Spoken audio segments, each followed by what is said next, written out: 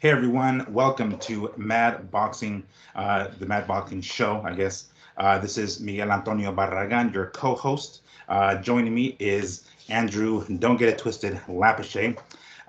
We wanted to give you guys a quick, sort of semi-quick, I guess, pre-Super Bowl show. I don't even know if I can say the word Super Bowl. Like every other place has to say like the big game. So maybe it's copyrighted. I shouldn't really say Super Bowl, but I'm gonna call it anyway. Are But you we want to serious? show. They're doing that now? Dude, they're doing it, bro. I see it everywhere. Anytime somebody posts something on Instagram or I hear it on the radio, it's like the big game. And I'm like, what? I can't even fucking say this shit. So I guess when it comes to advertising, people saying like, hey, go watch the big game at the casino, yada yada, they can't even fucking say Super Bowl. But Wow. yeah, shit like that is kind of getting to that point. But we wanted to, touch up with you guys real quick to get something prior to the big game. And of course, to talk about recent news, recent happenings, recent results. So on top of that, this is kind of what we would like to call our, I guess, send off show to our late friend Lee Honish. We are going to be touching up on that later towards the end of the show, but we wanted to let you guys know, specifically you Fight Net Radio fans, know that we're back. We live, they live. We're going to be starting something new. Have already in the process of starting something new this year. Mad Boxing, Miggs and Drew Boxing. So I just want to give you guys the update that we're going to be starting something new. By all means, please join us. It's going to be the same kicks, the same jokes, the same stuff that we usually do, just maybe slightly more serious than the more boxing side. But we will also touch on, the passing of our good friend Lee Honish later on in the show. But before we get all into that, Andrew, what's going on, dude? How you doing? Hey, how's it going, Miguel? Hey, it's funny for all you Fighting Net Radio fans that are listening to this for the first time. This is like our third farewell show to Lee. First one, technical difficulties. It was raining in Las Vegas, in Northern California, here in Tracy, California, and just wasn't the connection wasn't working. Or no, the first one is the stop. I didn't hit Oh, record. you didn't record yet. Yeah, the first one is you guys. I don't hit record. Are you serious, Lee? This happened to Lee sometimes. I remember I used to get so mad. It was just hilarious that on his farewell show, I forget to hit record. Are you fucking kidding me? Lee was laughing somewhere. So then that happened. So then we tried to bring it back. It's raining over there, and remember he used to hate the connection in San Diego. Remember he used to always say it's me. For Mm. some reason, it's raining in Vegas. It's raining in Northern California. Second time we try to do this, it doesn't work. So here we are, show number 3. Farewell to Lee. Um, Look, yeah, we'll get into it at the end, but he ain't going nowhere. We're just moving away from the name for, that was Lee's show. So we're going to let it go with Lee and start something new. So we'll get into it at the end of this one. But yeah, everything else is good, man. My daughter, she's doing a competition right now. So Christina took off to go see her. Um, I threatened all the kids. So hopefully they're sitting on the couch minding their own businesses right now, right? Mm. So we'll see how that works. I might have to, if you see me leave, that's because something's going on out there. So I'm doing a podcast on them parenting right now. Yeah, you're what do they call it? Like spinning bowls. You're like, gotta make sure this bowl keeps going, and this bowl keeps going. You're multitasking. You're Mr. Dad. You're Michael Keaton. I got to get an AI me, right? So I could just put it to. Yeah, exactly. AI Andrew. That's what I can call it. What's going on with your girl's car, man? With your little girl's car? Like you said, you're something going on with your car. Yeah, I got to work on that. I'm going to be turning into the mechanic here after this. Got Mm. to put on the mechanic hat. Mm-hmm. Thermostat went out inside the coolant loop. Mm-hmm. Mm-hmm. So basically, it's stuck open. The car is not warming Oh. up. So it's not in the morning. It's really hard for it to warm up for, especially in Sacramento with the temperatures very low out there. Mm. It's snow right above her. I don't think it snows that low, but Mm. it gets pretty cold because the snow's right above her. Mm. So she has that going on, and then some kind of pedal sensor. Doesn't seem hard. Seems the Yeah. yeah, it seems like it's more technical than it actually is. It's like a plug. I have to unplug Mm. 2 bolts. I was like, "Thank you, Jesus. Yeah. Please Thankfully, it's let this not. be it." Now, let's get on with our day. So Yeah. I got to fix those 2 things. The toughest thing seems like draining the radiator, man. Mm. That's so. What do I do? That's gonna suck. I don't want to sound stupid on air, so I'm just gonna let it go. Hey, you know, dude, we There can't was all a be bunch of mechanics. guys waiting for my question, Miguel. You might get some answers, bro. It's just like No, the I Reddit don't thread. want the. The I Reddit don't want thread. It's the gonna be answers. like, hey, my car is not accelerating like it should. What do I do? Kind of thing. This guy's an asshole. Do you put down? Do you put motor oil down the street gutter? You know what I Yeah. mean? Sit like It's that. like, Oh, do you put canola oil in the motor oil instead? Does that work equally the same? Is that how it works? It lubricates. Like, do I just spray it with water? yeah. Do I put the diesel fuel into the regular fucking unleaded car? Uh, that's a I'll good get one. it done. All right. I'll get it done. But yeah, that's it for me. And then no fights tonight. We had the big fight on the. Hey, I like what you see what Tank named him. See what Tank named. No, no, but He let's get said into it. Let's get into it because he said that's the main story of it. Yeah. take over Thursday. That was fucked up. Take What? over. Takeover Thursday? Oh, gotcha. I get you. Oh, yeesh. Oh yeah, it was Raleigh. No, you know what? Oh, excuse me, it was Raleigh Romero in the president. What is he? Take over Thursday? Oh, that was a Yeah. pretty good one. That was a good. Uh, That was a good that, hit. I've But I've seen I've seen a lot of stuff. I've seen Crawford say it, right. He was yeah. fucking talking mention, and really No, go ahead. everybody. Go ahead. Get Well, into it, bro. right, yeah, That's we'll all get you. into it, right? Exactly. So, of course, Thursday to not interfere with the weekend's Super Bowl festivities. Top Rank has done this before, which, of course, Stevenson at the time was a Formula One here in Las Vegas. They basically moved the fight up to Thursday as opposed to the traditional Saturday night, right? As the Elton John song says, Saturday night's good for fighting. So that's usually fight nights, Saturday nights. But they moved it to Thursday to avoid any sort of interference or because it was here in Las Vegas as well. The Teofimo fight took place at the arena at the Mandalay Bay, which I think is the Michelob Light something or other. They always change the names of those arenas. So to avoid any interference down there in the Strip with Super Bowl weekend, because yes, Las Vegas is hosting the Super Bowl this year at Allegiant Stadium, they moved the fight to Thursday and they made it for Thursday. So that means we had some midweek or towards the latter half of the work week boxing with Teofimo Lopez, the current number one guy at 140 pounds, defending his WBO and Ring Magazine or Lineal junior welterweight title against Jermaine. I keep calling him Jaime. It's Jermaine Ortiz Jr. Bottom line is Teofimo won. It was quite the snoozer. You know, yeah, it wasn't exactly the kind of fight that we wanted. Where I'm kind of getting this impression of Teofimo that he'll kind of give us one good fight and then two crappy ones and then another good fight and then another crappy one, and it's relatively inconsistent. Granted, it does take two to tango, so obviously I won't put the entire blame on him. I'm not going to absolve Ortiz of responsibility here because he too clearly didn't look like he was willing to engage. Everybody and their moms are saying, "Oh, you know, Ortiz should have won. They should have given it to Ortiz. He did his game plan. He did this. Teofimo couldn't cut off the ring, couldn't go to the body to slow the guy down, yada yada, right?" And I'm sorry, you don't win a championship like that. You just don't win a fucking, especially against the number one dude. You can win a minor Yeah. belt that way, or maybe like a secondary belt. Sure, why not? But when you're facing the best of the weight class, you got to take it from him. And I know a lot of people, they don't like that mentality. They're like, no.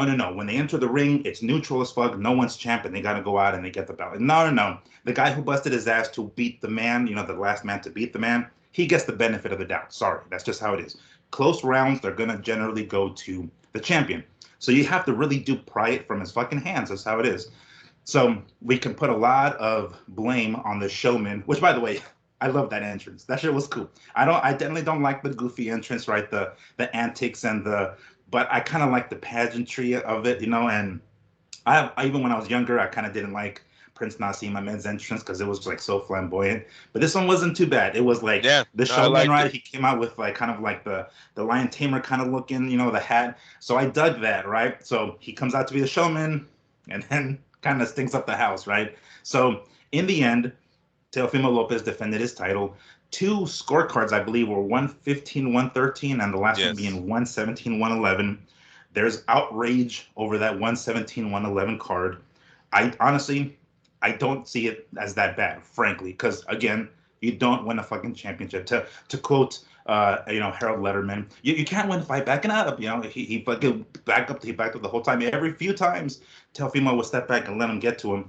But I have mixed emotions about it. I'm gonna blame both of the guys because it does take two to tango ultimately, right? But in the end, Teofimo keeps his belts in not impressive fashion. Hey, everybody's kind of entitled to get their shitty fights. Shakur had one recently. I get it. It happens. But I don't know. What do you think, Andrew? Should we give him a pass on this one?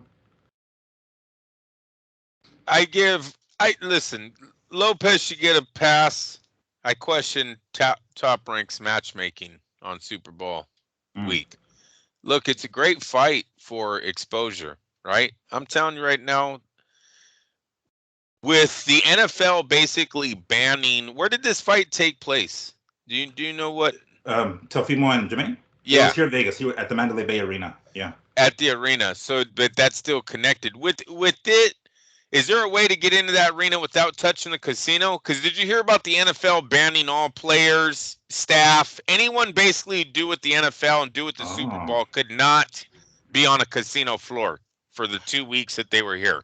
Okay, so there actually is an entrance. It's not like you do have to go into the building, the structure, but there's no gaming there. Like you walk in through a back entrance to where there's like food court, and then there's like the Shark Reef. If you guys are familiar with the Mandalay Bay, there's a Shark Reef area. So you go through there. Then you go through a long hallway, passing the swimming pool. You're indoors, of course, but the swimming pool's outside. You go through a long hallway. Then on the left, there's an entrance to the arena, and then you continue further, and then there's a casino. So it's actually there's no gaming in this area, but it is still inside the building.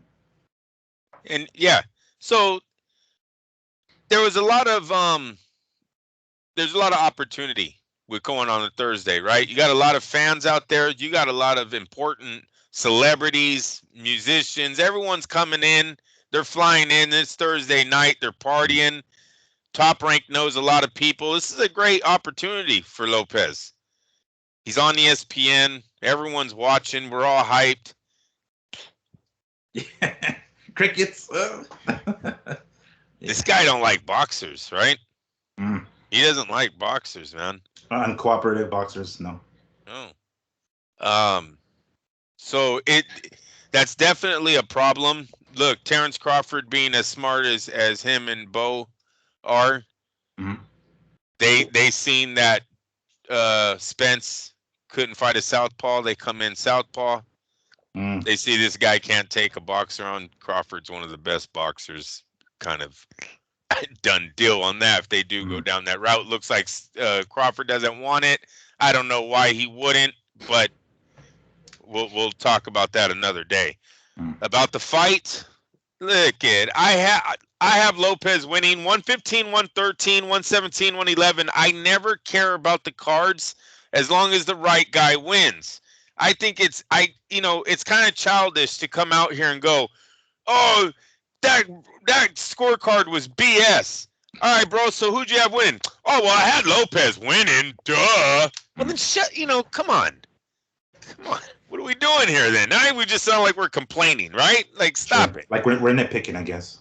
Yeah. If Lopez won, then he won. Who cares about the scorecards? Believe me, when they go to negotiating tables, no one's talking about scorecards and, it's not what they're talking about. So let's move on. I didn't think Ortiz won the fight. You guys, I thought, listen, when Timothy Bradley, like in round 9 or 10 goes, I think this kid stopped fighting offensively a few rounds ago, he was absolutely right. And what was wrong about that was in those 2 rounds that they didn't mention it in those 2 rounds. They let 3 rounds go by before he goes, you know what?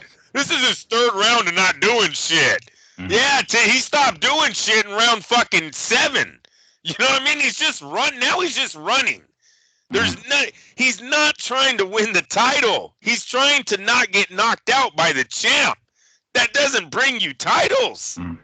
Especially not the title, like the number 1 title in the weight class. No, you don't get it that way. You gotta do more. You gotta do more than just outbox. Much more.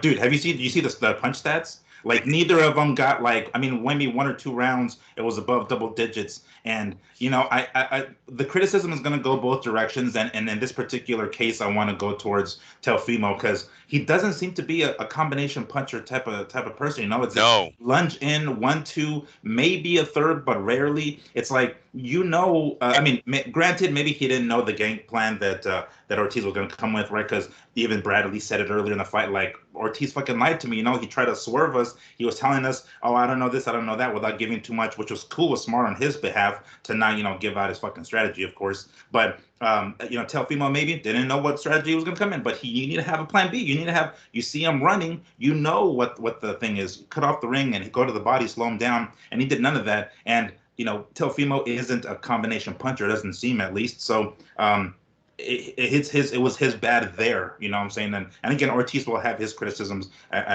regardless. But on Teofimo's part, and again, he's the champion. The belt needs to be taken from him, and he was the one marching forward. So right off the bat, even my dad was like watching. My pops were like, "Why is he the one moving forward? Like, what the fuck? Like, he should let that motherfucker come to him." You know what I'm saying? Like, he's a champ. Don't go fighting like through the challenger. So yeah, he does. That punch stat.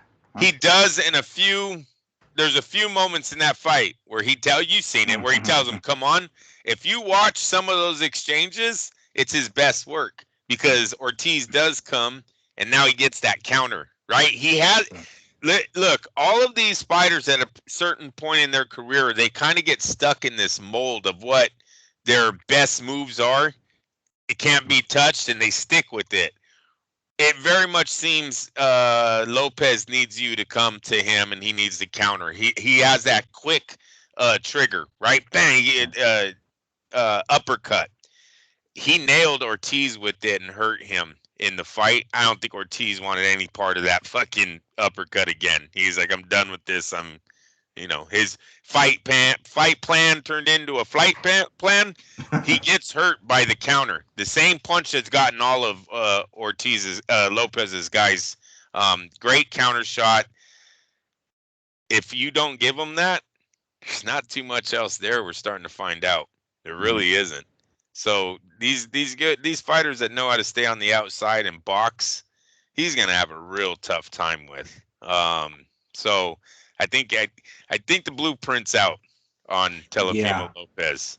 If there are guys that make him pay for that, because at the end of the fight. Wait a minute. Let me bring it full circle real fast.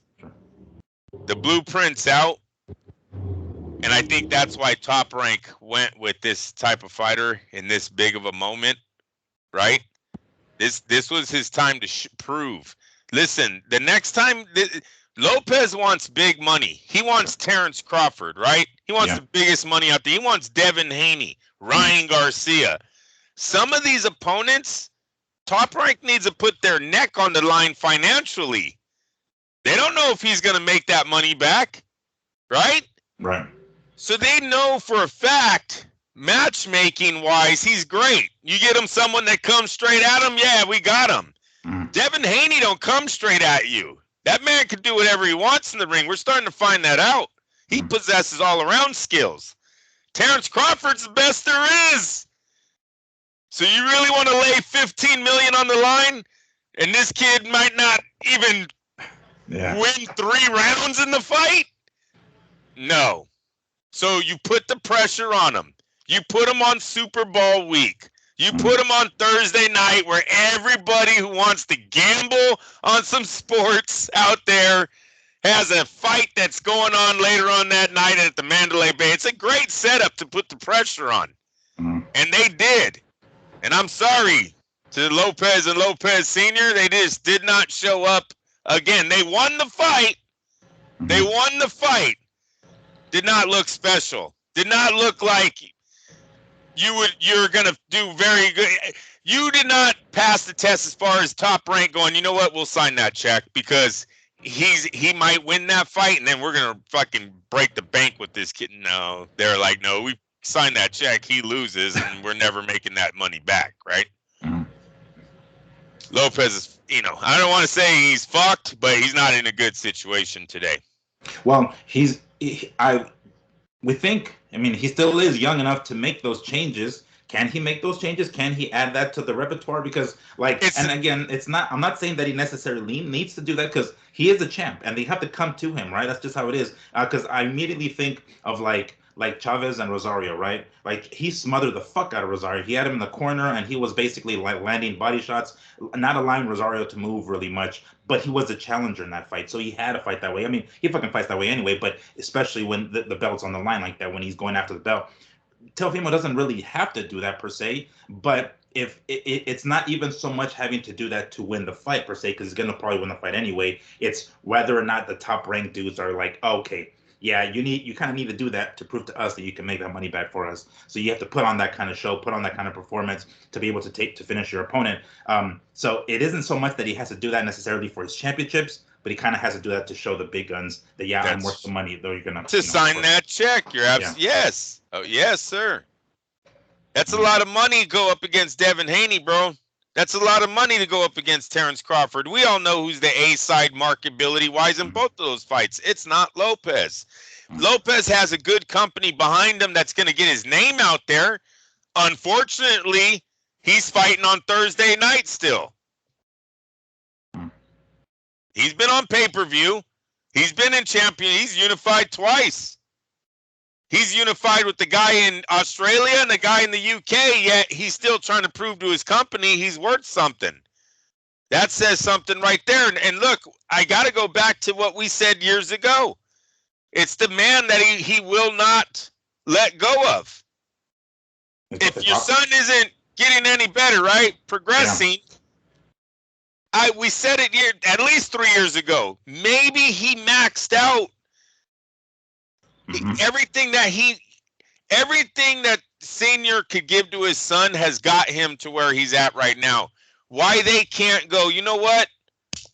We need to bring in a heavier hitter.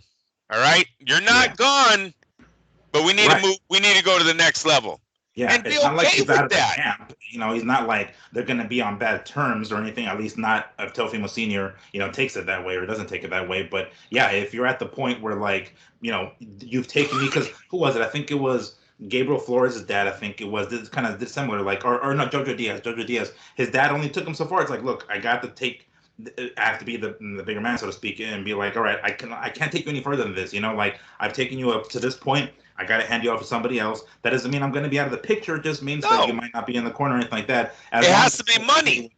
Yeah, it has to. It really has to. Because and even then, he's going to get a piece of it. Maybe not as big a chunk as not before. As big. But if you're going to be that greedy about it, it's like, hey, it's not about you anymore. It's about your fucking son. You know what I'm saying? Right. Like, you're going to get some cash regardless. So just be fucking content with the cash you are going to get. But let somebody else, like who would it be in this case? Like, let's just try to think of some of the top trainers out there that could potentially give him that additional, hey, cut off the fucking ring, go to the body, yada yada, make him that kind of finisher. Because he was a finisher at lightweight. He was whipping people's asses up until, of course, he got to fucking Lomachenko. But the power is still kind of sort of there. We saw what he did to Josh Taylor, and he has knocked out some people at 140. But when you get to the elites, he went. I don't remember if he finished Josh Taylor off the bat, but I think they went the decision. I think. Yeah, they went the decision. Right? Okay. Yep. So then, and Ortiz isn't an elite guy, and he couldn't finish him. So that's a problem. That's problematic, right?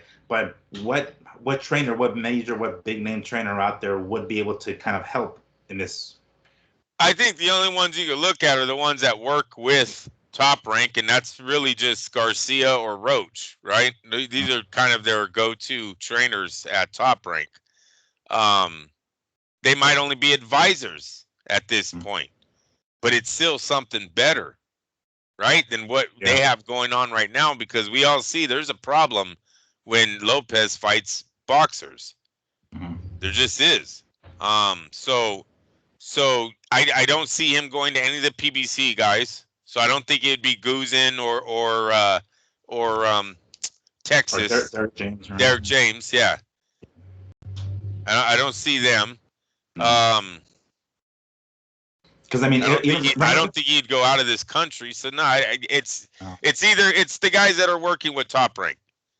Do you ain't going Bomac. You're trying to fight Crawford. You're not going him. Yeah. Or Bomac on the other hand Keyshawn Davis, which we can touch on in a bit, but like he was fucking calling out, fucking Teofimo after the fight. I get where Teofimo was coming from when he said, because after he won, after he got the decision, he was like, saying shit, or at least Keyshawn was saying shit to him from the outside. And of course, Teofimo went over to that and he's like, yeah, win a fucking belt, be something significant before you think you can fucking come and challenge me. And I get it. It's like Keyshawn is barely on his 10th fight. Yeah, granted, he beat Pedraza, which is pretty impressive, and he stopped him. He got himself, former champion on his record now. That's pretty significant. That was great. And I want to say the guys at the end, Joe Tessitore and fucking Bradley and Kriegel were talking about how he kind of stole the show. He kind of stole the show. He was the co-main event, but he finished Pedraza in great fashion, and that's pretty significant to have on your record. But time for you to go after a belt, go get yourself a strap or something like that. And then you can say you have some sort of claim or at least have a more credibility to potentially challenge for, one of the elites. So he's far off, but, he's trained by Bomac. So it's not like Teo's going to go to Bomac. Because do you remember like a few years ago when Teofimo or his dad, senior, was in his corner saying like, come on, dude, let's fucking finish him already. Like giving him no actual instructions. Yeah, we want to party. One time he said, yeah, we got a party after the fight. Yeah. Dude. So it's like that's not the kind of instructions you need in your damn corner, when the fight isn't going. I mean, you're winning, so I guess in that sense the fight is going your way, but you're making it a lot longer of a fight than it really should be. And then your cornerman, your dad is telling you like, oh, let's take this motherfucker out already, man. What the fuck we playing? It's like, what? Give me some instructions, yo. You're looking at it from the outside. That's kind of the point. And and that didn't help him much. So I mean, that's probably going to have to change because and Miguel, uh-huh. This is not the first time we talked about this. Look, this is not the first time Lopez has heard this. Right after this show, you're going to go to the internet, and Lopez is already going to have a statement, not leaving my dad, screw anyone who's saying leave my dad, right? Because all the media kind of always is like, bro, you look like, there's a bunch of fighters with the dad, father, son, trainer, fighter relationship. The shit just, it always ends up this way. It really does. There's very, very few that go all the way to the promised land. They max out and they will not fucking turn on their dad. Like it's almost as if like they're kicking him out of the family. It's like, what? Yeah, but that's what I'm saying. Like, why do they take it that way? Like, I don't know. We're not on that side. Yeah, it has to be though, from me outside looking in, it has to be that the dad loves to make 50 grand a night or whatever he's paying them. You know what I mean? Like, you've got to think he's making $1 million. So he's making what? 30%? What is it? 15%? Oh, I mean, I think it changes with certain people, but there's like a certain minimum. No, I'm saying the dad though. What do you pay your dad, bro? Oh, shit. I don't know. What that be? Can you pay him with That's a good question. You know what? We got to ask the fighters. We'll ask them that when they're young. Because when they're already at that level, they ain't going to tell you the fucking truth. But when they're young, maybe they'll give oh, no, my dad and me, we worked out this price already. Then we'll know kind of what these guys are expecting from their kids. But whatever the case. Can you do the Don King thing and just buy them a new car and be like, all right, this is your payment. Fucking check. This is the brand new car. The smart thing is real estate, right? Buy their house. Yeah. Boom. Your house is paid off. You'll never have, these things in life will make your parents' life a lot easier in their older days. They're fine. They're set. Yeah. They're set, man. Sure. That's, hey, Floyd and the PBC guys, they always talk about real estate and owning bill. I hope that's all true because that is the route to go. Screw all these cars and the jewelry and all that shit. Screw all that. Start buying property and make your family property owners or, property managers that get paid really good. So now they have a house that's paid off and they got a good income coming for just managing some bullshit. You know what I mean? Yeah. I can only say that because I come from a mechanical. No disrespect, but, some jobs I would love to be a property manager, overpaid property manager with no freaking mortgage over my head. Come on now. It's a good life. It's a good life. I don't know what the hell their problem is. But once again, after a Teofimo Lopez fight, we're going to talk about his skills maybe have hit the ceiling. Yeah, with his current team. And the funny thing is, after the fight, like in the post-fight interview in the ring, Bernardo Osuna mentioned, and it looked like it kind of triggered Teofimo a little bit. He's saying like this is kind of the same thing, and I don't remember if he actually specified that Sandor fight because Teofimo immediately was like, "No, man, what's the same thing as Sandor." But I don't think he mentioned Sandor. I mean, I could be wrong. I gotta watch it again, but I want to say Bernardo. Bernardo Suna was like, this is kind of the same thing, like we came across the same thing. You couldn't cut off the ring, you couldn't do this kind of thing, right? But I don't remember if he specified it was the Sandor fight. And they were and talking. Immediately, what's name did? They were talking about him just being able to escape out the same.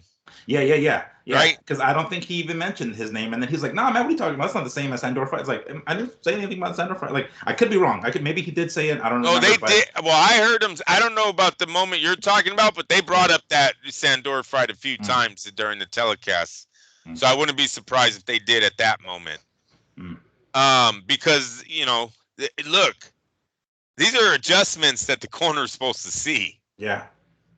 And this is what we in talked real time in the middle of the fight. And I think that's why Timothy Bradley was like, it blows my mind. Like he's trying to tell everyone, like, wake up. You know what I mean? If his corner man, if his trainer can't even see one of the most simplest of things, he's exiting the same way. Stop that. Step in front of it, throw a left hook, do whatever you got to do, but we got to stop him. Just keeps getting out the same side. He never does it. We've been in the corner. We hear nothing coming from the corner, man. Like, listen. Like I said, we waste airtime because I'm telling you, the young man's gonna come out on Monday saying, "Screw you guys, my dad till I die," right? And then that's just it is what it is, right? And this is why Top Rank can't pay him though. So he's gonna get mad, and everyone's gonna be like, "Oh, Bob Arum is hella stupid." No. You guys need to understand how much money gets put on the line when they do these guaranteed fights. And that's another thing. You hear about what he said about PBC's Amazon deal? No. You heard the rumor on that? None of it's guaranteed money for those guys. On that pay-per-view, it's all pay-per-view ratings, whatever, or buys. Wow. Yeah. No shit. Yeah, bro. Woo! Well, that might not be, if you go on the history. No. But I'm saying from Amazon's perspective, because earlier a few weeks ago when we were having one of our mock shows, right? We talked about briefly that like fucking Al Heyman did it again. He went out just like he did with PBC and Fox and Showtime. He got a bunch of investors and they all fucking gave him all his fucking money and he blew it. And we were like, God damn it, they fucked this up over again. They're gonna do it again with Amazon. Maybe they won't. Maybe Amazon did know, like, hold up, let me make sure, you know what I'm saying? Let me not give they you absolutely cash. Did. And they're like, hold the front door. We might not give you this guaranteed shit. We'll see how you guys perform because it's going to be a performance type of pay. That's coming from Oscar De La Hoya. Okay. Bernard standing right next to Oscar. When he says it, Bernard doesn't correct it. Yeah, he doesn't say anything. Okay. And he does it a few times. Like, look, that's just not the platform that we're giving. We're giving guaranteed money over here.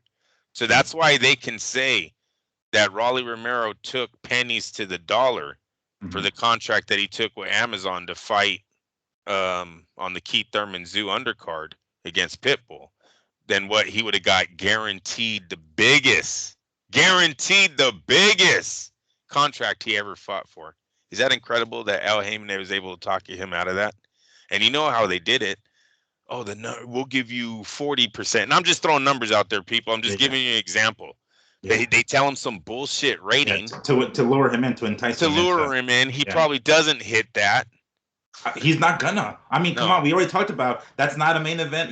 Sue, and I would love to see Sue and Thurman on fucking Showtime or Fox or even free Amazon, like we talked about it. But pay-per-view, dude, who the fuck's gonna order that shit? Yes, those are two great fights, but you mentioned neither of them are main events. Neither of them really are main events. So, man, how the fuck did he convince Raleigh with that? Saying like, yeah, we're gonna do numbers on the pay-per-views. Like, it ain't gonna be you and Tank, fool. It ain't gonna be those kind of pay-per-view numbers. It's a very risky platform for Al Heyman. This is sort of like you're on your last leg. I hope it all works out, but without there being guaranteed purses. So you're saying every fight? Is it every fight or just this fight is something we're gonna have to figure out in the future here? But is their whole deal with Amazon just to use their viewership? Like, if you allow me to bring these fights Timeout. What's that mean? Okay, what's that mean? Oh, good job. Love you, son. Gotta text my wife. Hold on. My son's he's on it. You got it. It is their deal. If you give us the viewership, we will give you content that will make us both monies. And they were like, you know what? I like that deal. I got no risk. You're telling me your content is going to make us both millions of dollars? Fuck it. Where do I sign? And now Heyman's like, here, right here, please. Yeah.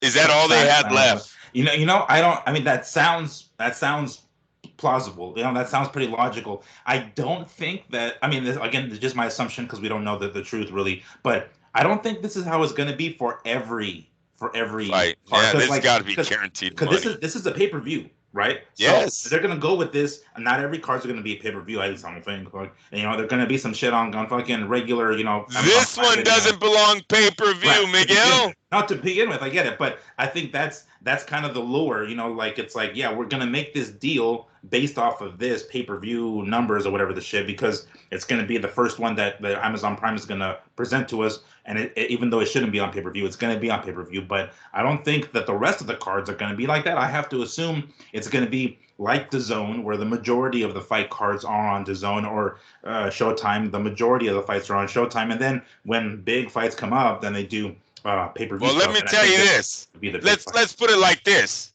Tank Davis's comeback fight is not going for free, right? So his fight number 2 is pay-per-view, Amazon. No, you think it'll be pay-per-view? You don't think they're gonna do? He made $47 million last year. I think we all seen the numbers, right? He made 47, or was it 41 million, and Jake made 47? Okay, I don't remember, but okay. Yeah, no, Jake Paul outdid a few boxers. Jake Paul's like number 3 right now on the highest paid boxer list. Oh, really? That's yeah. He did it by boxing? No, I thought he did it by other stuff, not just boxing. This was highest grossing boxer. I think I sent it to you. I could have swore I sent it to you. But either way, Tank is up there at like 47 million. He's in that ballpark, right? There's nothing free that they can offer him. There's nothing. Ooh. Well, when did they say? Because the rumors were. Miguel, he just did 1.2 million buys. But on Showtime, like an established. Oh no, Amazon is his next fight is pay-per-view. I guarantee you. I don't give a fuck if he's fighting his shadow. His next fight is gonna be pay-per-view. So what do you think? No guarantee there either. Another no guarantee. Nope. Oh. I think Oscar's onto something here when he says it's not a good platform when you got no guarantees. That's terrible. Some of their fights will do. They've got to strike though. They have to strike, man. Like there's no playing around anymore on pay-per-view, because bro, once these guys, that carrot, they start seeing that that's all it is a carrot in front of their face, they can never reach it. Guess what they're telling the other kids that are coming up, the other fighters that are coming up, that they're seeing at the amateur fights and all the other day. Hey man, fuck that PBC. They might not say it on camera. Sure. But man, I haven't been paid. Doors in the locker room. Yeah, I've never been paid what the fuck they're saying. I'm getting paid on the media. I'm not making that. Fight never did. Dude, come on, with 60,000 buy rate. See, what are you getting for 60,000? And Amazon has to take their cut out of that. And Al Heyman has to take his cut out of that. Yeah, that's a little Damn. I don't know. That's because I mean huh? Go ahead. I was gonna say, what was the rumored comeback for Tank? Was it during the summer? I think they said. Was that what it was? Because I'm thinking there's gonna be some cards in between here and then.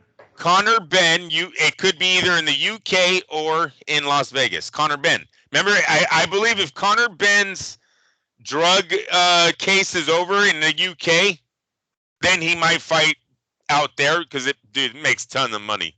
Can you imagine those two out there in the UK? They're doing 80,000 easy, bro. Okay, bro, so then maybe that's where the money would, because like if granted he's gonna be on pay-per-view, let's use that example. This going down this rabbit hole. Tank goes on pay-per-view, right, on Amazon Prime, right? They're gonna give him some however many pay-per-view buy the points on however many pay-per-views, but the money comes in from filling up the arena in the UK? You know, is that comparable? I don't know what he's going to be demanding a paycheck now. Listen, right now, Tank Davis thinks he's the face of boxing, and he might be. I'm not saying that he isn't. But I mean, yeah. For his crowd, the Mayweather fan base, you would say that PBC fan, he's the face of PBC, right? So whatever fans they do that know PBC, I think Gervonta is probably leading the pack right now. So he has that going for him. He sells out whatever arena that they go to, wherever it's at, you know, he's selling those out. So he has that going for him. Really, his coming out party, though, I think in a time where we're seeing fights not even generating close to 1 million, I mean, we're talking Canelo's not even getting that anymore. 600,000 is his average now. These guys did double that. Double. And then he knocked him out. And everyone talked about it. My daughter was watching that fight at Sac State, bro. Come on. The fight, it was that type of fight. He is the face, one of the faces that are, if not the face, standing on top by himself. His next fight will definitely be Amazon pay-per-view, especially if it's Conor Benn. So that's their second fight. Will not be on any free platform. Maybe a Spence comeback might be on free TV. I couldn't see them actually putting Spence on a fucking right. Not after a loss. Got to be dead. Yeah. So I don't, Deontay Wilder come back, and isn't Wilder already scheduled in the fight in Saudi Arabia? Is Deontay already going to fight Joseph Parker, or did that? No, that already happened. That already happened. Yeah, he lost to Joseph Parker because they were setting up him and Anthony Joshua. There you go. All right. That was back in December in Saudi Arabia. So yeah, and that he basically dropped the ball, because he was supposed to beat that one. And I think they're gonna give a pretty decent fight to Joseph Parker down the line real soon. I think I saw a rumor to get some big name. I thought the Prince over there was already doing a turnaround on Deontay too, but I could be wrong. I did see some clips of him in the bag and shit like that, but I don't know if it was just his regular training session or because he knows he's got a fight coming up already. Okay. Yeah, whatever the case, this thing with the Amazon might have gotten a little bit, like it sounded so good in the beginning, but we didn't know the details. They said that wasn't the details. Yeah. But if that is true, if fucking, and I mean, I don't know, maybe it's Oscar just like trying to talk shit. Maybe I don't know, because how does he know? How does he know? Hey, let me tell you this. He said it a few days ago, and we've heard nothing about it. You haven't heard Leonard Ellerbe come back saying, fuck you, you're bullshit, you're lying. Right? Right. And Leonard Ellerbe is sitting right next to Raleigh while this interview was going on too. So he's there, he hears Raleigh say it,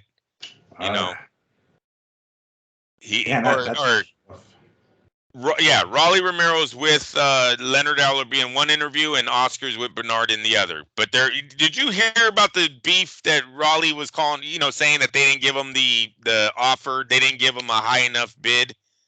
Oh, against Ryan?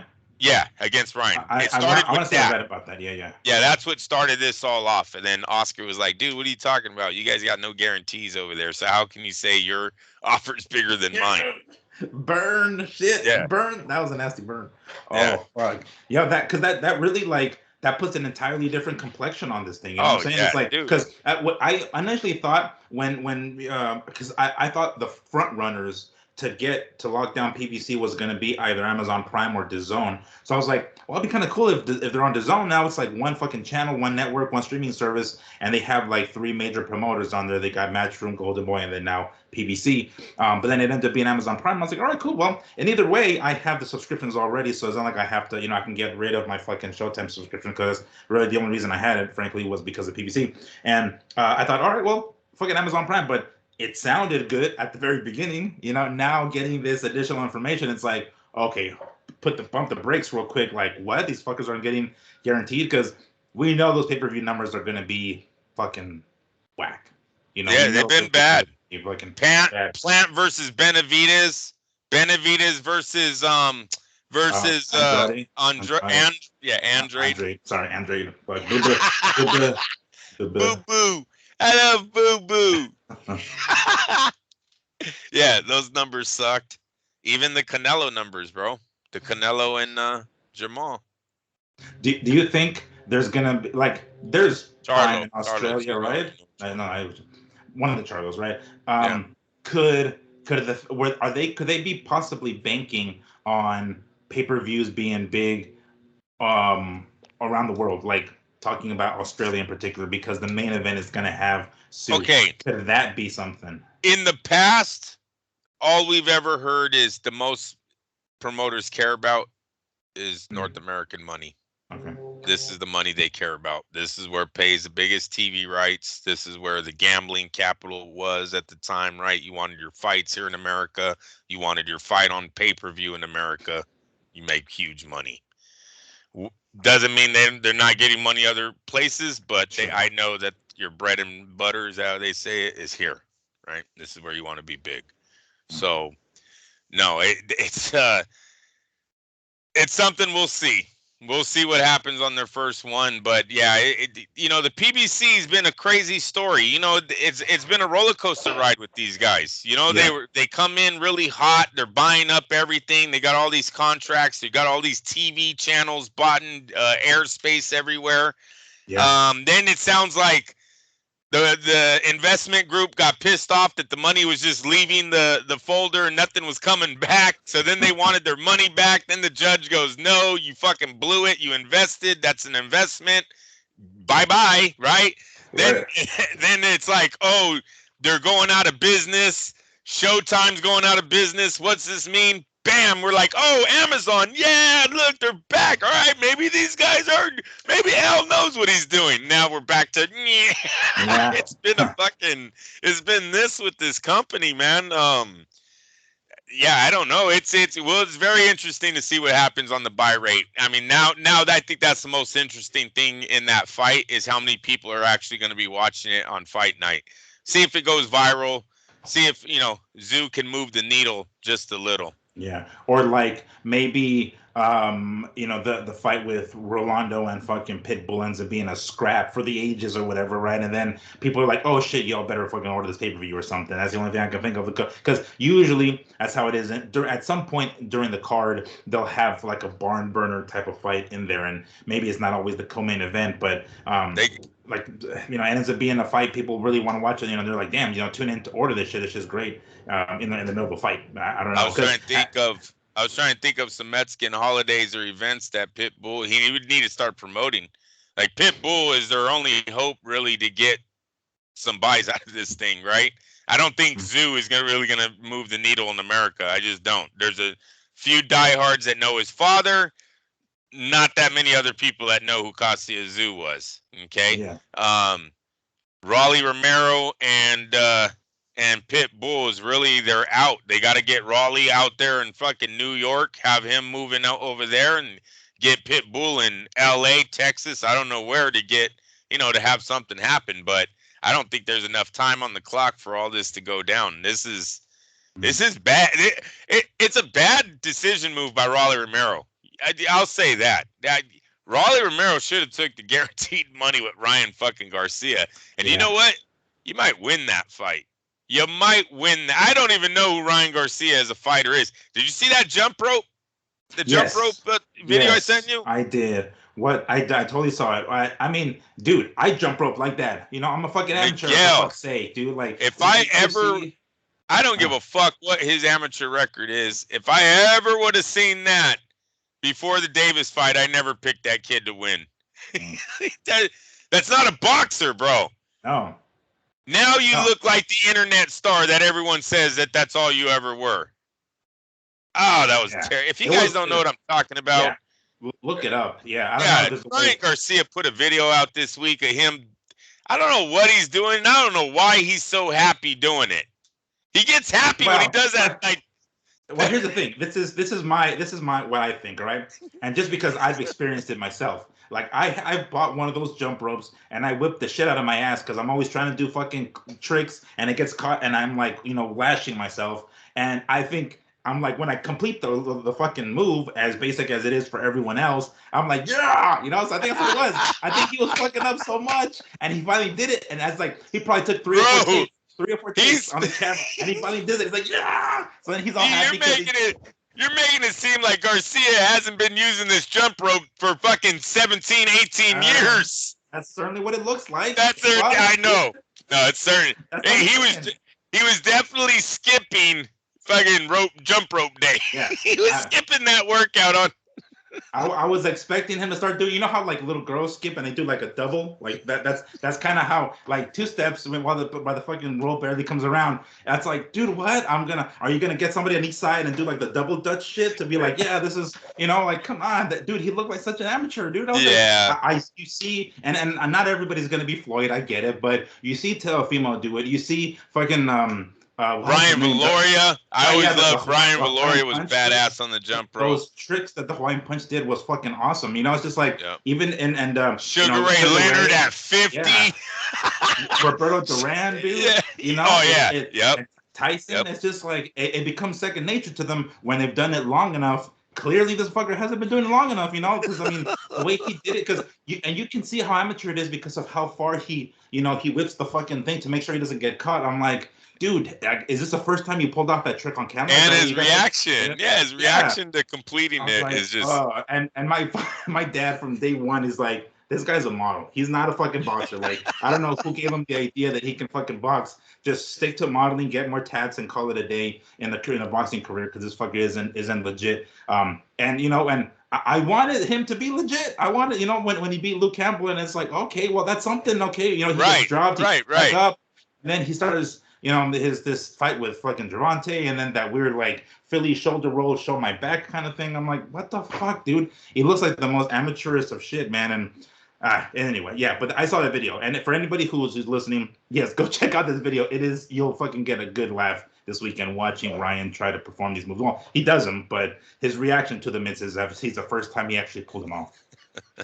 So Raleigh might regret not taking that fight for guaranteed the biggest purse he had ever fought for. It's insane that Al is getting away with this, because this won't be the first time. With that being said, though, Ryan pissed me off again with the way he opened up with the Devin Haney announcement. What was that whole showdown? I guess. I get it. They're trying to sell tickets, right? Did you see the little altercation they had where he shoves them? Where was that at? I don't even know. They look like I don't know. A fucking expo or some shit. It's probably like some scripted. Yeah, like what? Where were the? I don't know. Yeah, but what is it called? Stage, a set? It was some set they did in Hollywood. Some studio set, yeah. There you go. Paid extras in the background, just like pull out their phones, and then you can say like, I was a paid extra during like the Garcia. It just Miguel. It had the feel to me like Ryan told Devin, watch me sell this, bro. Just watch. Just play along with me. He walks up and he's like, we're not friends. Like, what the fuck? Oh, here comes the beef. We're not friends. What the fuck is that? What are these two girls in the hallway? What are you about to be rolling around on the floor here? What the fuck is going on? We're not friends. Like, I unfriended you on Facebook, motherfucker. Yeah, exactly. Okay. Thanks, buddy. Tell me you kissed him. Tell me. Why? Is this how it is? Is this how it is? I thought you holding his hand. What the fuck? Oh gosh. And then the whole your breath stinks. You could totally see that coming. It was like you knew the little boy was gonna say that, and he does. Delivers on his little boy image. Is that your breath? Like, oh, this is so fucking high school. No, you did not sell that good, dude. No, you didn't. I'm total team Devin Haney. I think maybe his girl fans, his girly fans fell for that shit because they love drama. Chicks love drama. They watch it on TNT. They love that shit, right? Yeah, you might be right on that. That he's selling it for that. It's like, let me get all of my broads to come and buy tickets at pay-per-view buys or whatever the fuck they plan to do. That because that's who else is he going to cater to? Not us. No, we're not his demographic, quite frankly, right? So he's not gonna be catering. Devin Haney's a lucky man. Devin Haney's a lucky man. Let's say fortunate. I don't like to use the word lucky because when you say all lucky, right, yeah. He just got to cash in. Yeah, He's still got to win, but I mean, Mm-hmm. man, he's getting some great fights here, and this fight right here that with Ryan really sets off his career. You know, he has the Regis fight. That was a great fight for him because Prograis he's the dark horse. He already went through the dark horse. You know, he's going through the cash cow now. Telefimo, don't know if he really wants to fight him or not. Doesn't really seem interested in Devin Haney. He's only got Tank left, you know, and then everything's his. I mean, we're talking about him. With him taking on Ryan right now, you know, if he knocks out Ryan, he moves on to Terrence Crawford. He really doesn't need any of these other guys. Tank could move up, but the real fight, in my opinion, would be Devin Haney versus Crawford. You know, that he has the win over numerous ex-champions, good champions, you know, Lomachenko, Kambosos, Prograis. Now you fight a cash cow like Garcia. Hopefully annihilate him. Don't make this look like a fight. I think this is the end for Garcia. I'm sorry. I'm all on board with Bernard that you can only hide this shit for so long, and then when you start fighting the best, it is what it is. You know, we were matchmaking. We were doing all we could to get you by. Now you either show up or you go sit down. And then the first time they needed him to show up, he sat down. He did not show up. He went down to a knee and was like, "I'm out of here." Started blaming everyone else. So look. Devin can take him on. He's the A side after that, and anybody, even Telefimo. Sorry, you've had 2 bad showings now. You know, you have a loss on your record. Sure. Unfortunately, look, this is another thing, and I don't like to jump around here, but I just remembered it, so I want to hit on it real fast. Okay. I don't understand how Telefimo came out and said that he was upset how Top Rank kind of took the American Dream little momentum he had going, because they wanted Devin Haney to go with it. Did you ever hear that interview? No. Yeah, there's an interview, man, that Lopez does where he's basically saying that Top Rank asked him not to be the American Dream. You know how he was pushing that American flag, I'm the American Dream thing after his fights? They wanted Devin Haney to have that. And so in this fight, he only comes out with the Honduras flag. And it's like, well, so what the fuck? So now you can't be American at all? You can't have it's just so weird. Like, he gets mad at his company for telling him to do it, but then you go all in. What did they give you, an extra $100? Like, how did them asking you not to be the American Dream was like, all right, Dad, let's not even bring in a flag. Fuck it. We're just all Honduras now. Weird. That was just weird to me. So anyways, you got that little angle where Devin Haney and him, you know, when they see each other, they can fight for the real who's gonna hold that title. Because to me, it's not right, man. Telefimo was popular before Devin Haney, right? Yeah. He was proven before Devin Haney. He was proven, yeah. And here's the thing, like, to use that American, because like I've heard, you know, I saw like another content creator, because I do follow other content creators on Instagram, and I'm forgetting his name right offhand, but I want to give him credit for having this idea. A lot of times, the other, you know, ethnicities like Mexican fighters, they do fights on like fucking Cinco de Mayo weekend or Mexican Independence Day, and considering Devin Haney is the American Dream, that's his nickname, you know, why doesn't he do like a fucking, you know, Memorial Day weekend fight or a 4th of July, right? And I wish I could remember the content creator's name so I can give him credit for that. But like, isn't you know, fucking Devin like Muslim? Like, is that going to be the guy who represents the the US of A? Like, the American Dream? Like, what the fuck? Is that where we're going to go, really? You know, every time at the end of it, instead of saying, you know, hey, you know, born in the USA kind of thing at the end of every interview, he says like Salam or whatever the fuck he says, right? Allah Akbar or whatever. It's like, that's going to be the dude who's the American Dream? I don't know about that, you know? Like, I don't know. I'm not sure if he'll get the fucking, you know, win the hearts of the American fans with that fucking way of going about it. So maybe we could just like leave that nickname to Teofimo, give it back to him or something, because I mean, how the fuck else, you know? He should never have let it go. He should never have let it go. Yeah. Why can't there be 2? When did we only have one person in America that could make it? Hello, you know, the whole thing just is stupid. The whole argument. Anyone who wants to represent America should be able to represent America. There should be no, this is not good for you. It won't sell right. It'll sell better for this guy.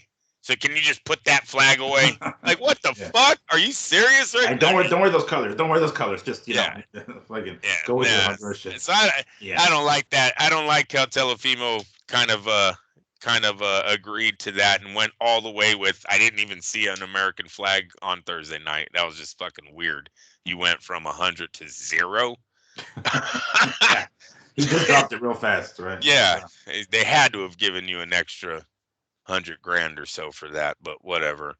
Have they said if the fight is going to be on pay-per-view for Haney? And I mean, I assume it is going to be, but is it going to be DAZN, or is it going to, because what's the name? Garcia's DAZN, right? And then Haney is Top Rank, and that's a good question. Yeah, because all the I'm pulling it up right now, and all the ones that I've read, the post that you sent me, just says the bout is agreed upon, or they struck a deal. They struck a deal April 20th, Las Vegas. I'm not even sure if they mentioned the specific arena, but regardless, they haven't said it. I mean, I assume it's going to be a pay-per-view fight. I don't know which streaming service is going to be the primary one.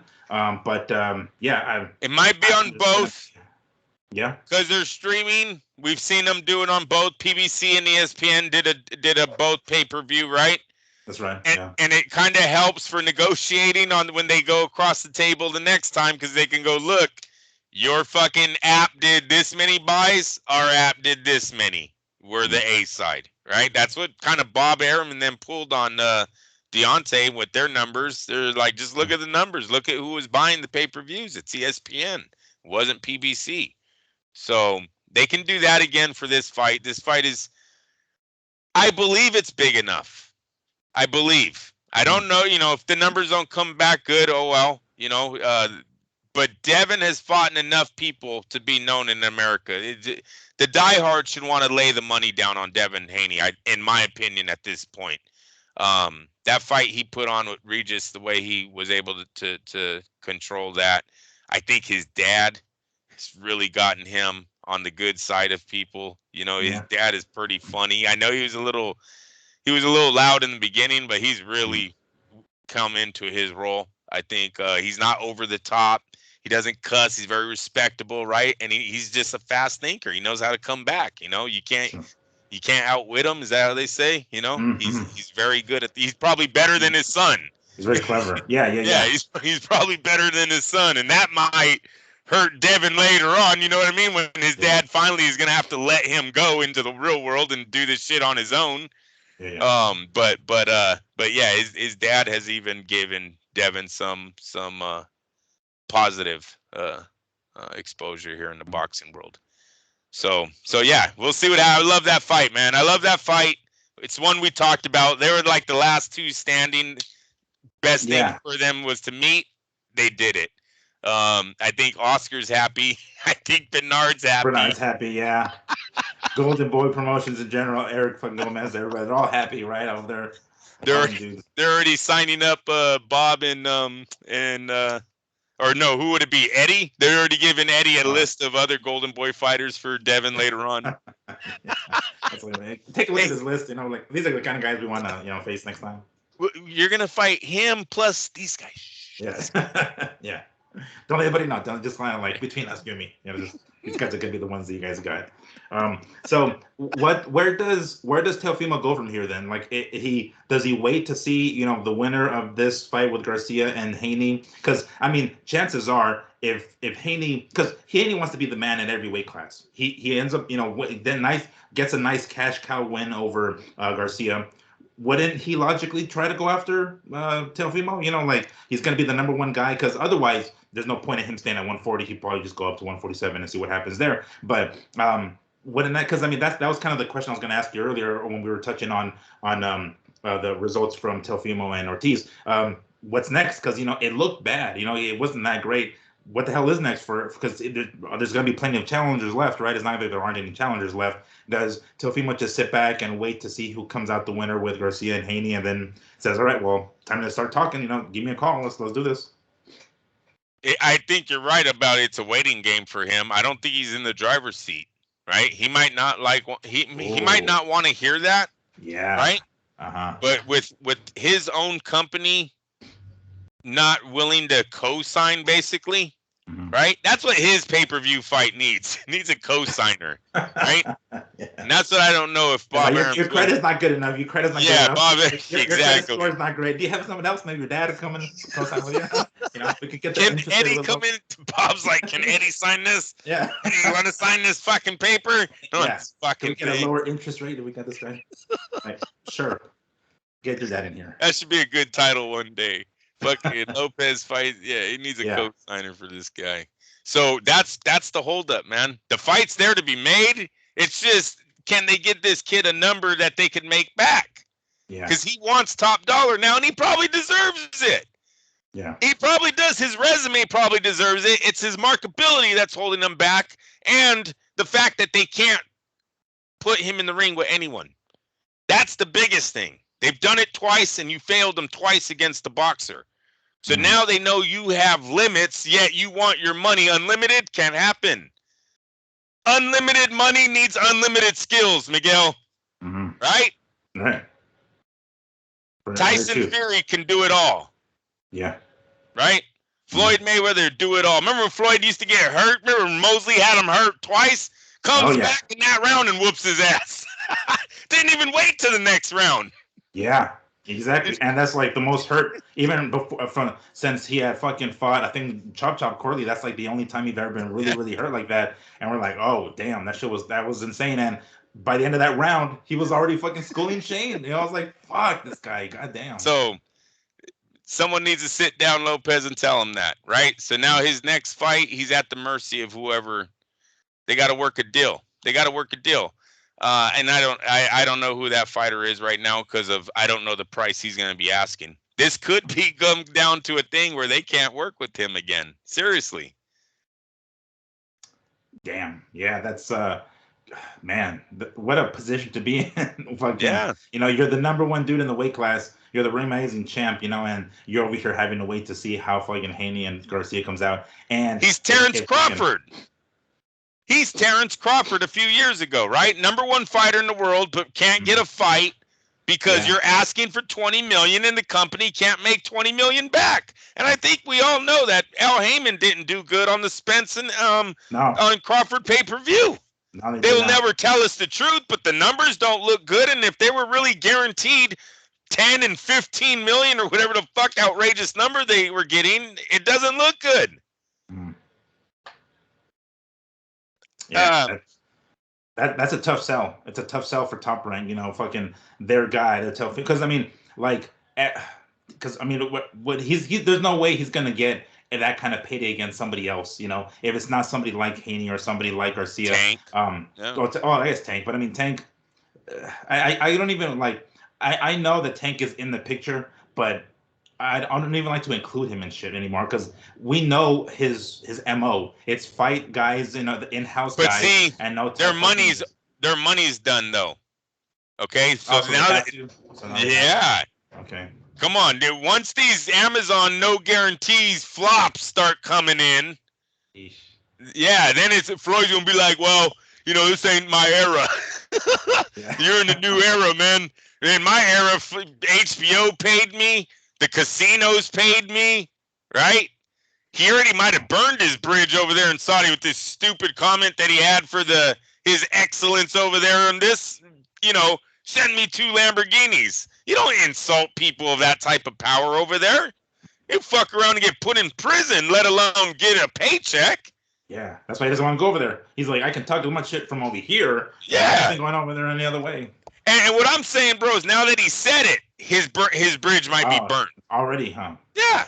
That guy might be like, no, I'm not giving this guy money. You think you could talk to me like I'm fucking not this excellence or whatever they call him?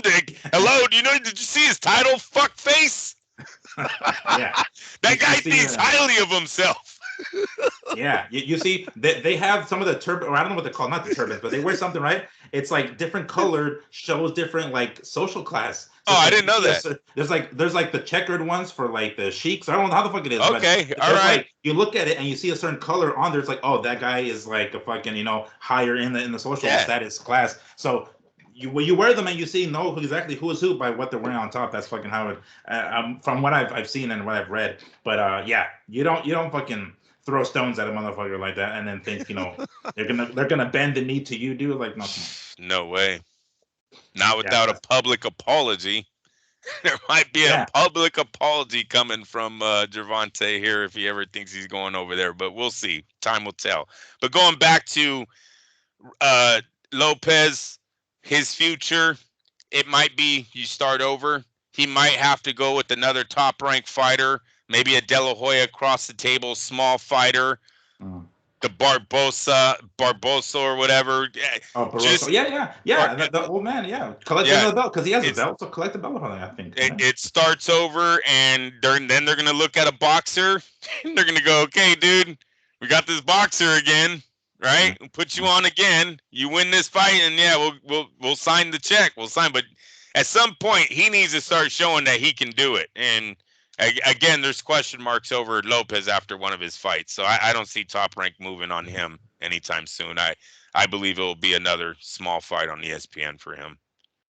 Did if I remember correctly, did Bradley actually say that he thought Ortiz won the fight? Like, is that because I remember afterwards during like the State of Boxing show that they do immediately after fights? Like, I could have sworn he was like. Because everybody at the table was saying, Lopez won, or Osuna, Kriegel, and Tessitore, they were all, on board. But I think Bradley was the only one that was like, no, he did his fight. He made him look foolish. He made him look all this stuff. It's like, okay, but that's not how you fucking win the fight. You have to have some offense. And everybody just, if I remember correctly, like nobody can convince that motherfucker of otherwise. Like maybe I think hurt something. I don't know. Bob Arum had texted him to think that.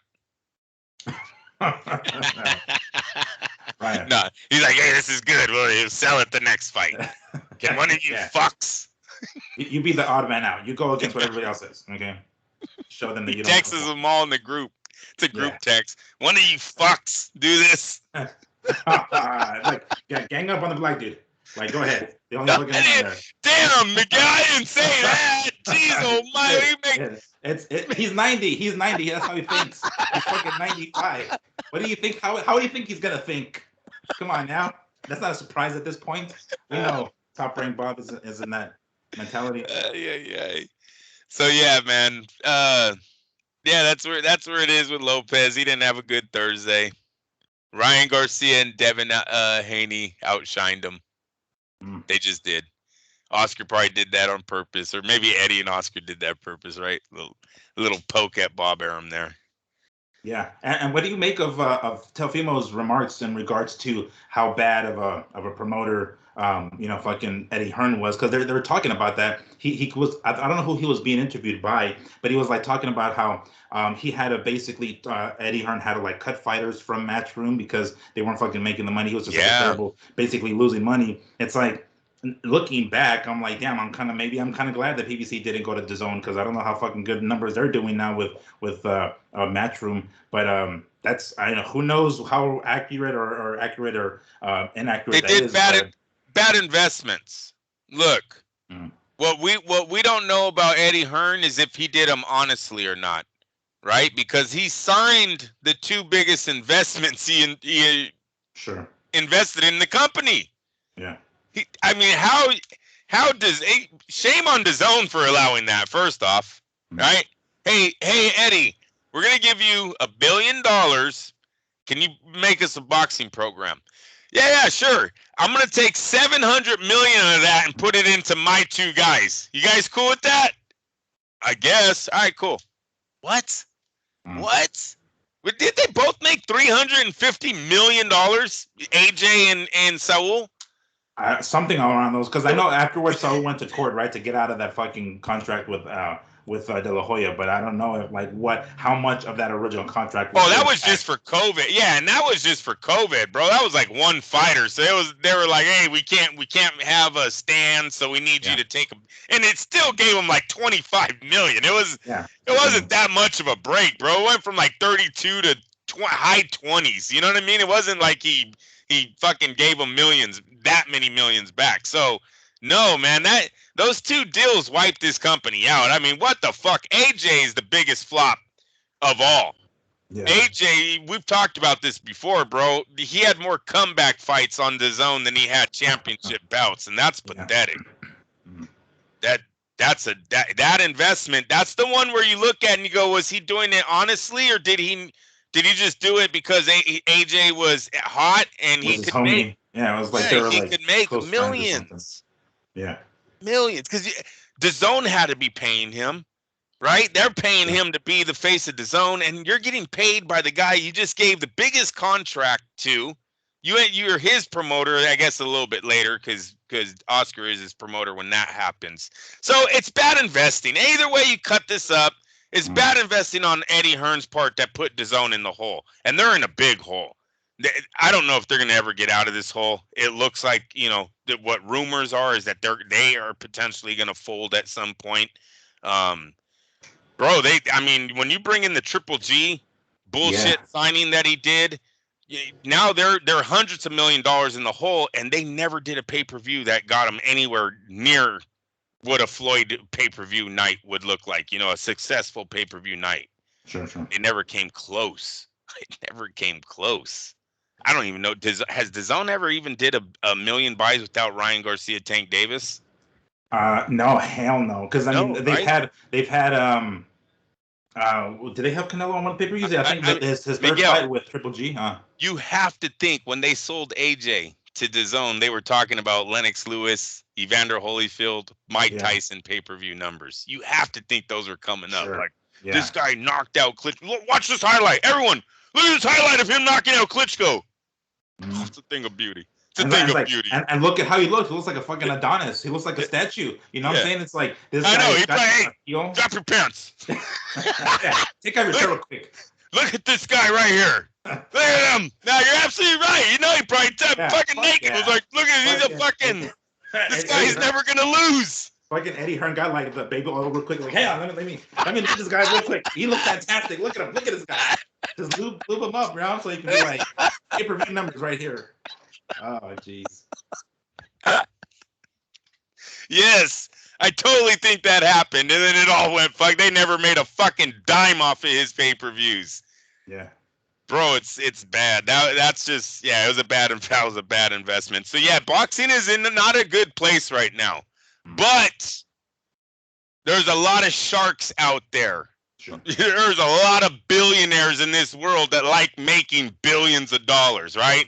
Millions of dollars. And boxing, when you're hot, makes millions, if not billions of dollars they can generate.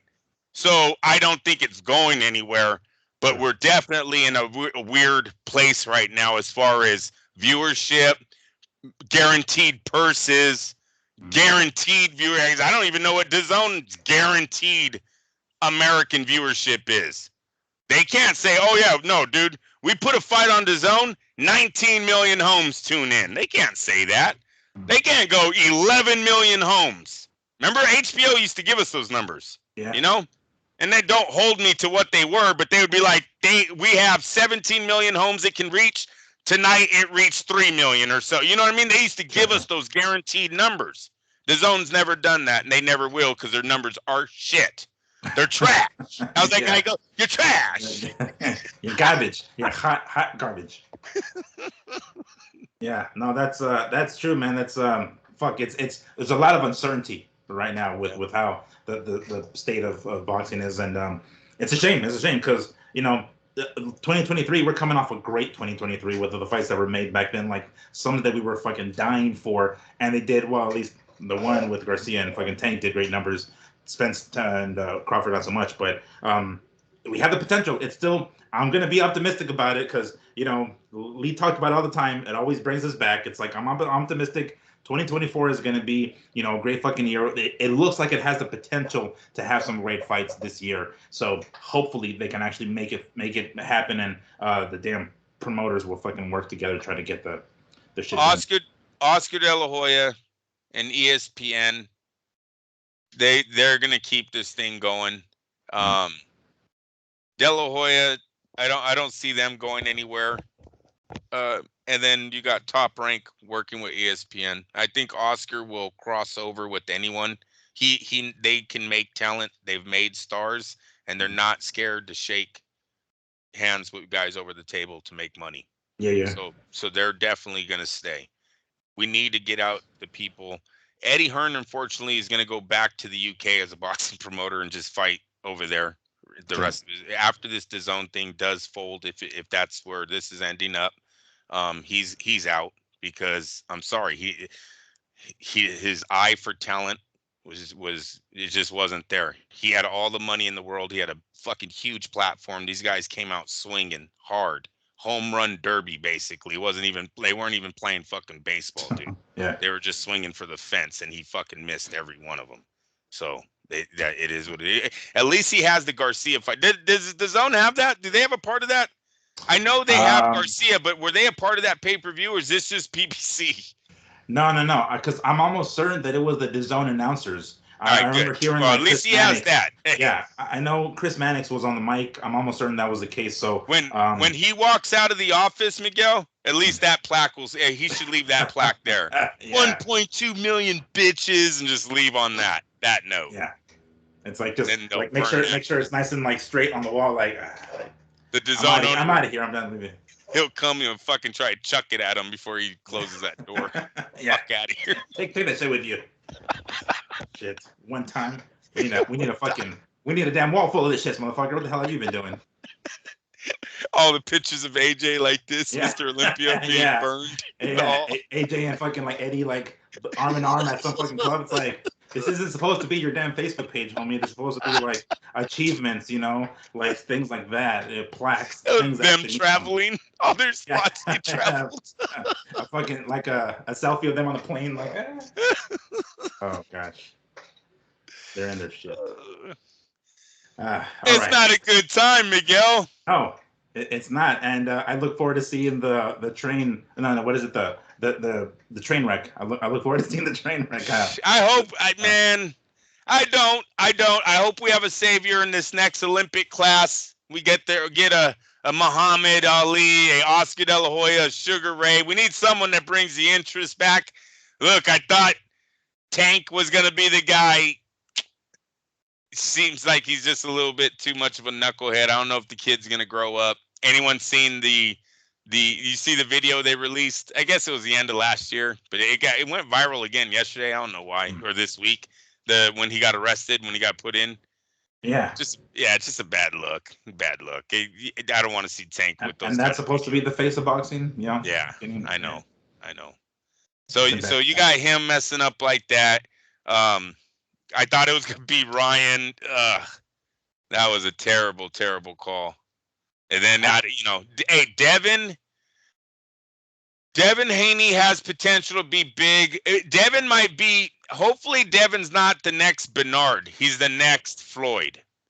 But he has potential of having all that skill, having a great resume, and just never being Floyd as far as the character, the guy with the market. It seemed like Bernard's one of the greatest, if not, he's the greatest middleweight, one of the greatest of all time. Yet this guy is making fucking $1 million at the end of it. He never got there. And that's the fight I wanted to talk about. Bernard knows everything about that PBC agreement, the no guarantees. He fought Roy Jones the rematch with no guarantee money. Did you ever hear this story? No. Yeah. Roy Jones gets that fight, bro, because he goes no guarantee. I think Bernard is going to make $5 million. He's guaranteed 5. Roy's guaranteed none. Makes a big portion on pay-per-view. The fight never cracks, I don't know, 10,000 buys or something. Yeah, it was. I remember that, like, when I found out they were going to have a rematch, I'm like, really? At this point, look at the flying fuck. And I remember, like, the pay-per-view numbers being really bad. Bro, that was my birthday. So watch this. You couldn't order it. You had to go closed circuit. They even did that bullshit to us. You had to go to a movie theater to buy it. I don't remember it being on pay-per-view. We go to the movie theaters, dude. Yeah. We're the only ones in the arena. The whole movie theater was us. Auditorium was us. That was cool. The whole undercard fucking sucked. You could hear a fucking pen drop in that bitch all the way until the main event. Then the main event was garbage. It wasn't even that great of a main event. No, it wasn't. It was a total stinker. Yeah, that was my birthday party. And hey, I've had a few of those myself. You know, I've ordered pay-per-views and people come over and it ended up being a total stink fest, and I'm like, fuck. So I don't think Roy made a dime on that fight. So you know when Bernard's staring at the ground during that conversation, I think he's like, man, that is not a good platform to be on. Mm. We had two of the best names ever, you know what I mean, and make a fucking dime. Oof. So it's a hard one. It is a hard sell. All right. Well, was there any other boxing topics you wanted to talk about? Because we know we kind of mildly, slightly wanted to touch on this big game coming up tomorrow that we wanted to just kind of briefly touch on. But besides that, was there any other boxing topics you wanted to talk about? I think we covered the important stuff this weekend. I usually say no, and then I'll text you 30 seconds later and say we'll save it for the missed. next one. I already have another topic, but that can wait till next time because we were already at an hour. All right. No, not a bad deal. Let's get into the Super Bowl. I don't know who to go with. I'm scared. I'm nervous in this one. The Niners have everything to go ahead and wrap this up. Look, this is their, I forget, 19th time in the playoffs. They've been there hella times. They've been close. They've been to the Super Bowl. This is their third time in Santa Clara being in the Super Bowl. So they look like they're ready to cash this in. KC, unfortunately, is hitting on all their cylinders right now, right? This team is hot, man. They like what KC did in the playoffs is probably more impressive than what the Niners did in the playoffs. That's where KC is right now. They're as a team, they're hot. The Niners, they're there though. So now all your guys, all their memory is gone. You're reset. The clock is back to zero, right? And you're fucking now we just play. So it's going to be an excellent game. You know, I don't even know who I want to win. I like that the AFC West, the Chiefs are from our division. The AFC West, I believe, now has the most represented Super Bowls in the NFL. Oh. So that's another cool thing for the Raiders. You know what I mean? For all of the teams, but for us, the Raiders that haven't won a Super Bowl in 30 years, it's kind of cool to be in the division that has the most represented Super Bowls. You know what I mean? Because we have been there 5 times. It just before I was born. 4 of them are like when I'm 2 and under. Right? Only one of them is 2001 when we went. So yeah, we've been there 5 times. The Broncos have been there hella times. So that's a good thing to have on our wall. You know, we're from a badass division. So in that sense, you know, if fuck faces win, whatever. You know what I mean? For the Niners, it's their fans, bro. It's the fans, Miguel. That's why I don't like them winning, because they talk too much shit. That's it. They talk, and we would probably be the same way if we won, right? Yeah. That's what football is. That's what makes it fun, though. So, you know, I'll tell them good luck, and then if they win, I'll say, you know, that sucks. And then as soon as they say your team sucks, fuck you, bro. You ain't won a fucking Super Bowl. Then that starts. You know what I mean? So it's all for fun, but because I know more Niners. Nope, don't want the Niners to win. I know Willie's like, fuck you, I knew it. I fucking knew. Oh, you're good luck. Screw you guys. You think I want to hear that bullshit for the next 30 years? The fuck? Oh, my God. Fucking Raiders. Well, it's going to be in Allegiant Stadium, so it's Raider Stadium. Hopefully that's not the only time we're going to have a fucking Super Bowl in a goddamn arena. No way, dude. Dude, they said this made F1 look like child's play, bro. Damn. Nah, you guys are gonna get a Super Bowl every 6 years. Yeah, I think this is gonna go for the long run, dude. That's what they do with New Orleans, Miami, those party cities, bro. They're in a Super Bowl cycle. Las Vegas is now in that cycle, so every once in a while they'll sprinkle another city in. But you will be one of the main spots. Like, say everyone else has 2 tickets in the raffle, or in the what do they call it when you pick out of a hat? I don't know what a raffle, right? Well, yeah, close enough. Let's like that bingo thing. I forget what the fuck it's called. Yeah, they'll have 2 tickets. Las Vegas is gonna have like 5 tickets. You know what I mean? Like, oh, it's Las Vegas again! Wow, look at that! Shocker. Yeah. Hey, Did you see the video? $23 for a Gatorade and a Pepsi, though. Yes, I did see that. What the fuck, Miguel? Yeah. Dude, We're that's just there in outrageous, America, bro. That's fucking outrageous, bro. I mean, it's like where were they? Was that a stadium or was that just some sort of fucking? That like was Allegiant. That was one of the events that was going on. That's what I'm saying. It's the stadium stuff. Like I know when I go to a fucking like later. But Miguel, I mean, I know it's excessive. It's regardless excessive. $23 for 2 drinks, bro. If you're there for the whole week and it's $23 for 2 drinks, what are we spending on drinks by the end of this thing? And we're not talking alcohol. Right, we're not talking you're going to be drunk and having a great time. We're talking a fucking Gatorade and a Pepsi. Right. Yeah. That's,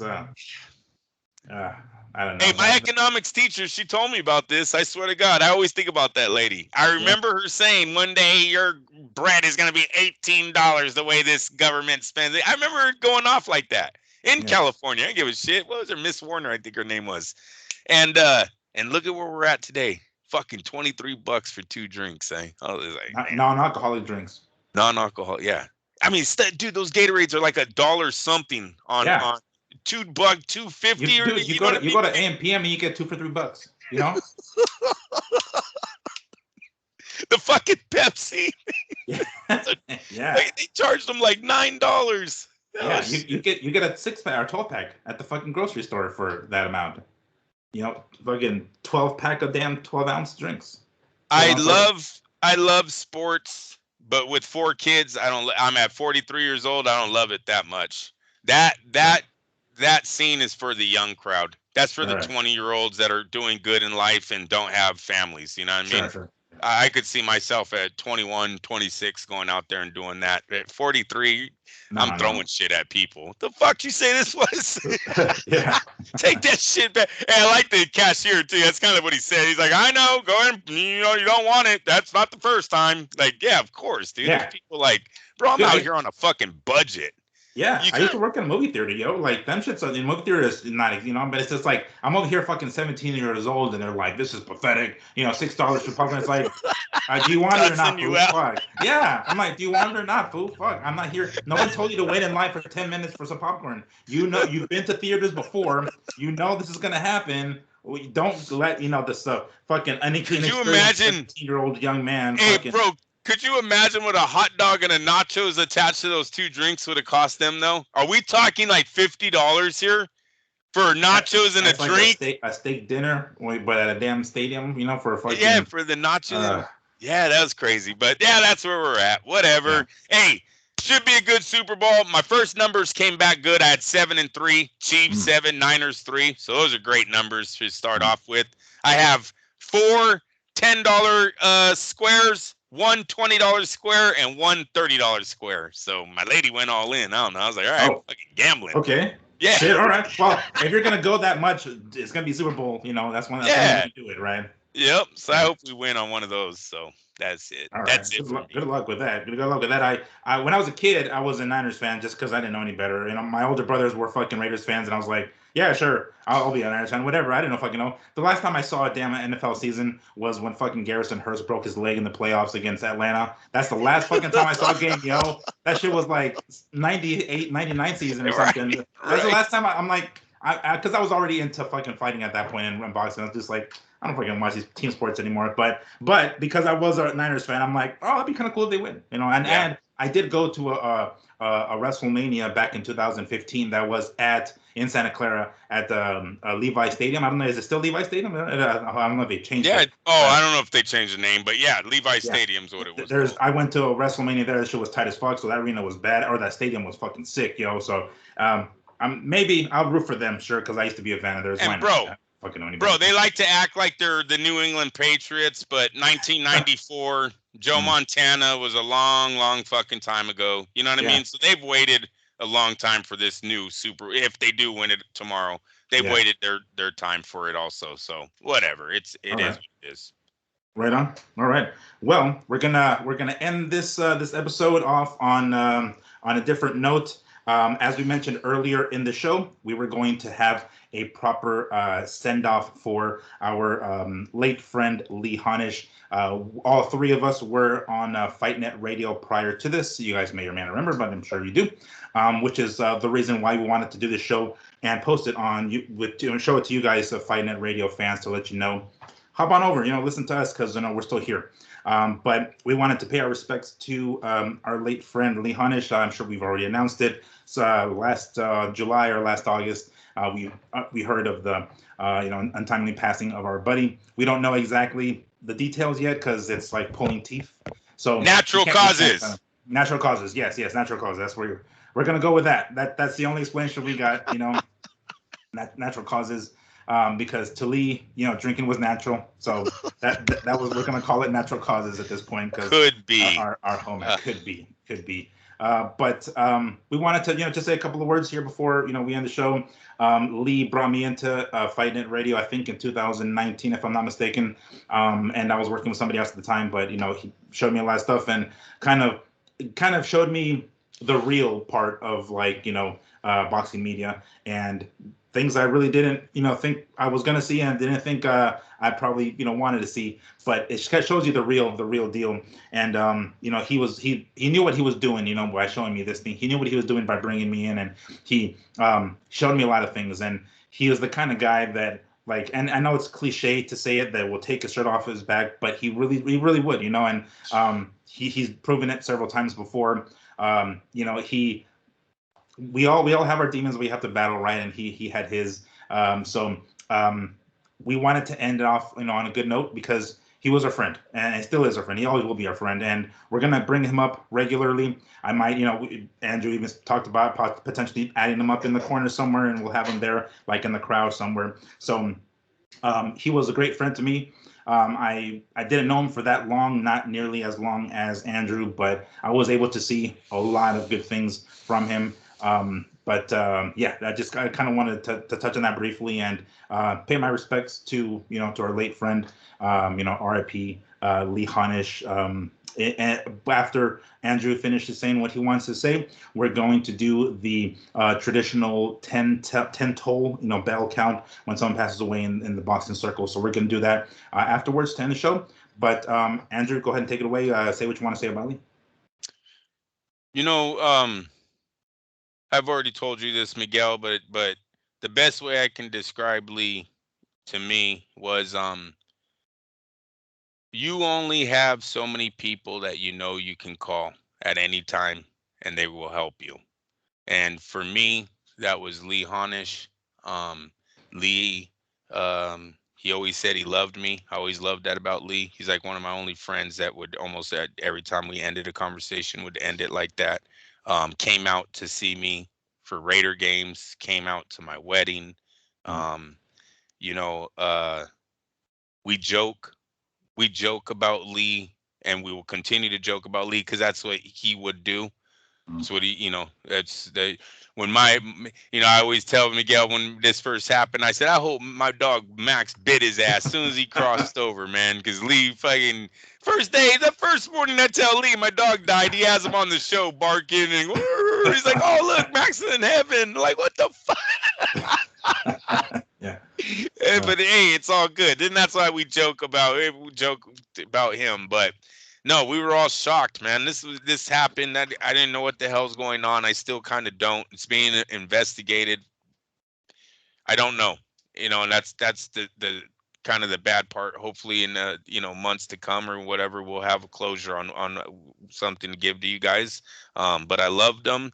The reason why we're ending FightNet Radio was because it was Lee's baby. Lee had a lot of people in the industry on his show, a lot of known people in the industry on his show when they were young, but we all left Lee. Everyone, would move on to their other things, and Lee was the one that always kept FightNet Radio going. And so with him passing away, me and Miguel just felt right that was, that he would take that FightNet Radio with him, but he as a person will stay with us on this new Mad Boxing Show. But yeah, that's really that was it. That was it. It just, and always missed. Mm. Every time I watch a boxing match, I think ball game or the LA Chargers very hard to get through this year. Just thinking about him because we always had the bet, Right. right? Yeah. We always had the bet every year. He even had a picture of me. Hopefully that's gone. Now it's Hopefully still that's there. gone. I But saw yeah, it. No, it's still there. I saw it on the Fight he Net has a Radio. picture of me with the Yeah. Chargers hat on because the darn Raiders lost one time. So yeah, it's he loved his daughter. I know that for a fact. Mackenzie was his world. Um, that's gonna be missed. Gonna be missed. Mhm. Well said, man. Rest easy, my buddy. We're going to go ahead and finish this off with the 10 toll, the traditional 10 bell count. Moment of silence for Lee Hunch.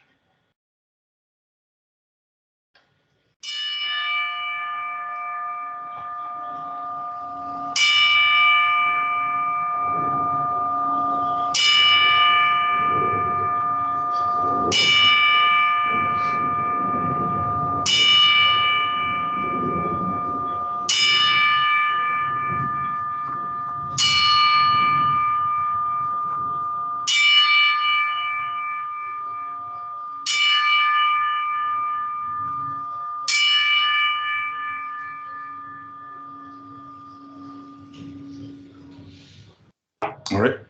Rest easy, buddy. Thank you so much for listening, you guys. We'll see you guys next week. We'll see what results come up with this Super Bowl. And thank you for joining us as always. We'll see you guys next week.